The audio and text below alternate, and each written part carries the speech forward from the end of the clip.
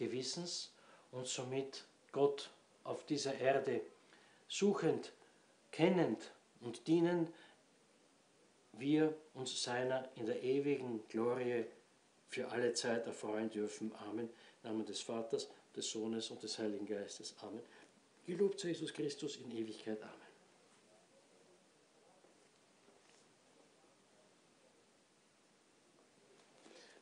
Au nom du Père et du Fils et du Saint-Esprit, ainsi soit-il, mes chers fidèles. Les 3 dimanches, Septuagésime, Sexagésime et Quinquagésime, nous préparent au carême et nous font parcourir, pour ainsi dire, l'histoire de l'humanité, commençant par la création, le péché originel, le péché de Caïn qui tue son frère Abel, le péché de toute l'humanité qui renonce sciemment à Dieu pour se donner au plaisir de la chair, sauf Noé et sa famille qui ont le cœur pur et qui sont sauvés par Dieu dans l'arche de l'Alliance. Oui, pour arriver dimanche prochain à la Quinquagésime, au cœur pur et plein de foi d'Abraham, laquelle foi et quel amour est tellement au-dessus des liens qui peuvent le lier et lui faire aimer les choses de la terre, qu'il est même prêt à immoler son propre fils Isaac.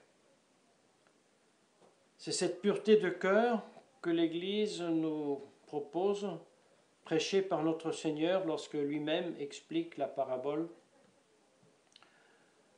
La semence qui tombe dans la terre bonne, qui est un cœur bon et qui accueille la parole divine et la garde et la fait croître et fructifier avec patience et constance, comme l'agriculteur qui avec patience traite son champ jusqu'à la moisson. Oui, Saint Grégoire, nous le rappelons tous les années, parle de cette parabole, renonce à l'expliquer en disant que ça serait une présomption, vouloir expliquer une parabole que le Christ même a expliquée, et rappelle seulement que juste la parole de Dieu qui tombe dans un cœur bon et qui porte le fruit est la parole de Dieu qui est retenue par la mémoire et qui est méditée par l'esprit et qui fait des racines profondément dans l'âme humaine, la transforme. À la différence de ceux qui ne retiennent pas la parole entendue, ce sont des âmes qu'il compare à un malade, à un estomac malade. Que lorsqu'il reçoit la nourriture, parce que, dit-il, la parole de Dieu c'est la nourriture de l'âme, eh bien, le malade remet la nourriture qu'il déglutine parce que son estomac est malade. Et ainsi, dit-il, ceux qui ne retiennent pas dans la mémoire et cultivent dans un cœur bon la parole de Dieu, et pour cela, on doit désespérer de leur salut. Oui, le cœur bon, l'amour, des paroles, bien chers fidèles, entendues, dites dans une chapelle, n'est-ce pas, traditionnaliste, non unacum, simplicitaire, tout ce qu'on veut.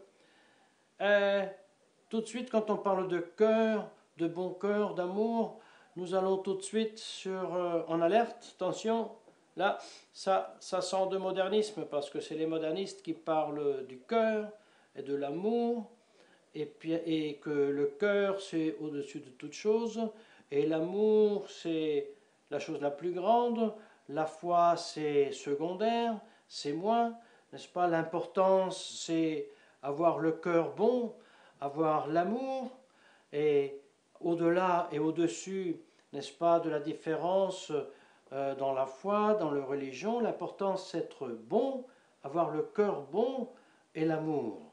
Et c'est pour cela, si tu es un bon musulman, que tu aimes bien, eh bien tu es le bienvenu. Nous allons ensemble tous prier, et puis à la fin tout le monde sera bon, et il n'y aura plus de guerre, et tout le monde sera gentil. Eh bien, nous justement, nous avons comme une allergie devant ce contexte de ces paroles, et, amour et cœur. Mais bien chers fidèles, néanmoins, nous avons un cœur. Et Dieu demande de nous ce cœur. Et donc, ça serait faux, en réaction au modernisme, renier et mépriser le cœur. Et dire, non, non, la religion, c'est une question de savoir les choses, et puis, où on le sait, et puis ceci a été révélé, et puis ceci a été défini, et c'est comme ça. Et le modernisme est en contradiction de tout cela, et donc il suffit de savoir bien les choses, et pratiquer le catholicisme comme il faut, une vraie messe, n'est-ce pas, rite traditionnel, rigoureusement non unacum, simplicitaire encore mieux, et puis c'est bon, je suis en ordre. Puis je vais à la maison, et à la maison après, plus ou moins, je vis comme tous les autres. Je suis le soir devant la télévision, je ne combats pas mes mauvais penchants, je suis en lutte, en litige du matin à la soir avec tout le monde, je me comporte mal, je ne m'occupe pas de ma femme, de mes enfants, je fais mal mon travail. Ah oui, mais moi je suis traditionnaliste, donc tout est en... Ah non. Alors je suis un Caïn. Oui, je suis un Caïn qui a correctement préparé son sacrifice, mais qui n'a pas été accepté par Dieu. Justement, parce que son cœur n'était pas près de Dieu, mais son cœur était plus attaché au bien qu'il offrait que non au Dieu auquel il devait les offrir, ces biens. La raison pour laquelle Caïn, n'est-ce pas, n'offre pas le mieux des fruits de la terre, à la différence de Abel qui a offert le mieux qu'il avait des bêtes à offrir à Dieu. Mes chers fidèles, faisons bien attention et cueillons la leçon de ce dimanche de la sexagésime et de cette semaine que nous avons passée, où l'Église nous fait lire les commentaires de ce terrible péché de Caïn lorsqu'il tue son frère Abel. Mais en même temps, c'est une grande opportunité de cueillir combien Dieu s'occupe du pécheur, s'occupe de Caïn, combien Dieu le Père intervient avant le parricide, avant le fratricide, avant que Caïn tue son frère. Comme Dieu interroge Caïn, pourquoi ton visage s'obscurcit de telle façon? Pourquoi bien ton âme est pleine de haine, de jalousie? Et pourquoi tes yeux sont fixés sur la terre parce que tu es déjà en train de préméditer de tuer ton frère? N'est-ce pas parce que tu n'as pas bien fait ton sacrifice? Ou alors, les spécialistes nous expliquent, le texte grec dit, tu as correctement présenté le sacrifice. mais pas pour autant correctement divisé, organisé, c'est-à-dire ce qui n'est pas correct dans ton sacrifice, c'est l'attachement de ton cœur au bien que tu offres, un attachement qui est supérieur à l'attachement au Dieu auquel tu dois offrir. Et ceci se manifeste extérieurement que, bien que tout est correct, les fruits que tu offres sont des bons fruits, mais ce n'est pas les meilleurs. Tandis que ton frère Abel a offert le mieux. Donc tu aimes la terre plus que le ciel. Et c'est la raison, cher Caïn, pour laquelle je n'ai pas accepté ton sacrifice. Je n'ai pas fait descendre du ciel le feu pour consumer ton sacrifice comme j'ai consumé le sacrifice de Abel. Mais je refuse ton sacrifice et même la fumée qui tente de monter, je la tiens en bas. Je ne veux pas. Parce que je veux un cœur pur, parce que je veux un cœur qui m'aime de tout son cœur et par-dessus de toute chose.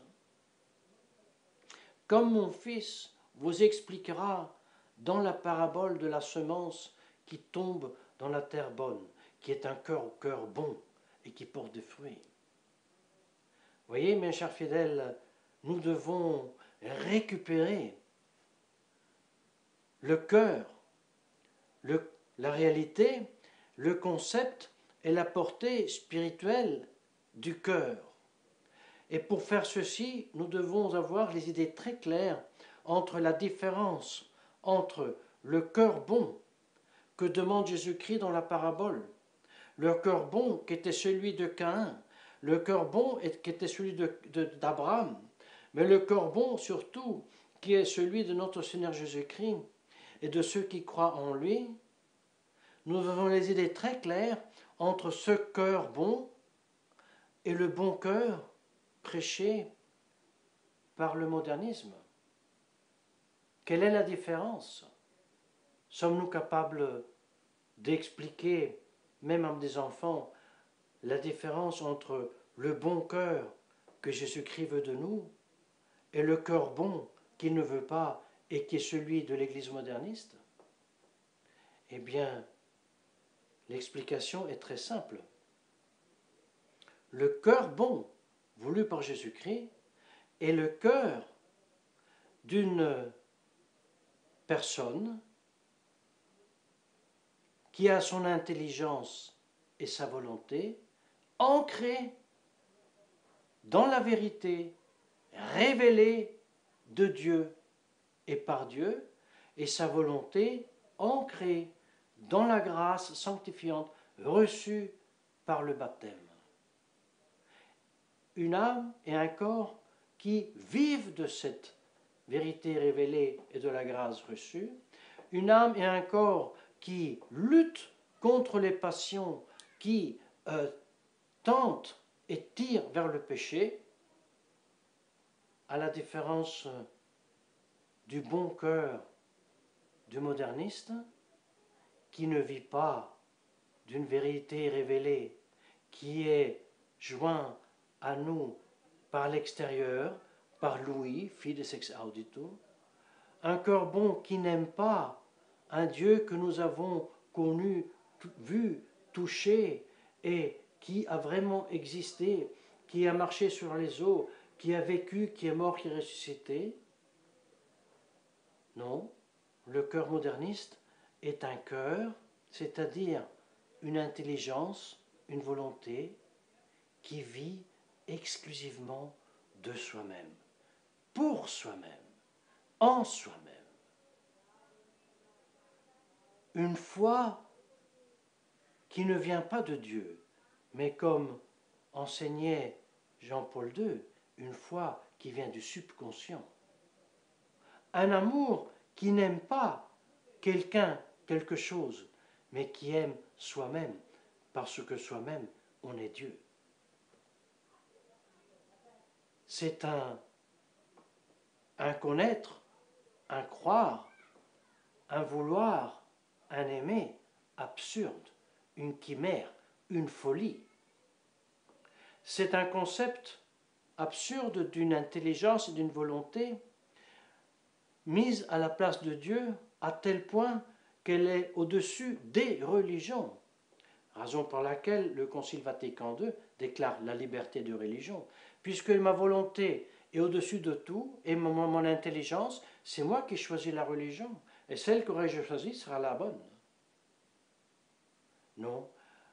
Donc, mes chers fidèles, après avoir fait la différence entre le cœur bon que Jésus-Christ nous demande et le bon cœur qui est mauvais et qui est satanique de l'Église moderniste, prenons conscience qu'il ne suffit pas justement de connaître, il faut aimer la vérité connue.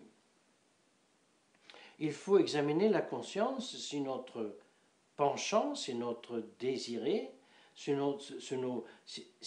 toutes les forces de notre âme sont vraiment orientées vers Dieu.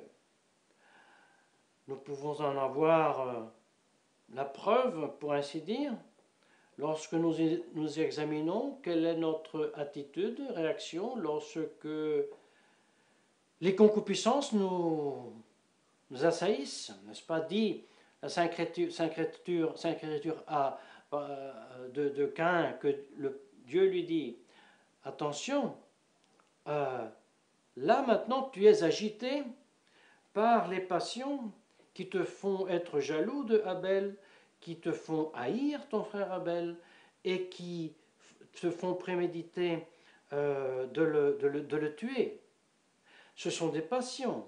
Tu es agité par ces passions. Mais sache, le péché est devant la porte de ton âme. Et comme une fauve, prêt à te dévorer. Si tu ne combats pas ces passions en toi, la bête te dévore.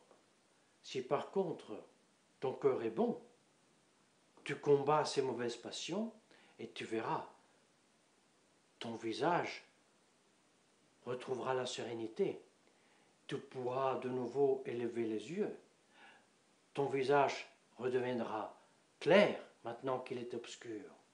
Et tu seras vainqueur de tes passions.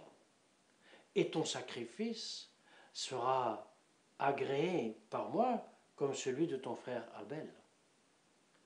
Malheureusement, Caïn ne suit pas ce conseil de Dieu le Père. Demande au frère de sortir dans le champ pour le tuer. Mais la bonté du Père, Dieu le Père ne finit pas là. Parce que, comme Caïn, désespéré de vaincre ses mauvaises passions, comme ça, après avoir consumé le péché par le meurtre de son frère, il désespère de son salut. Et encore une fois intervient Dieu le Père.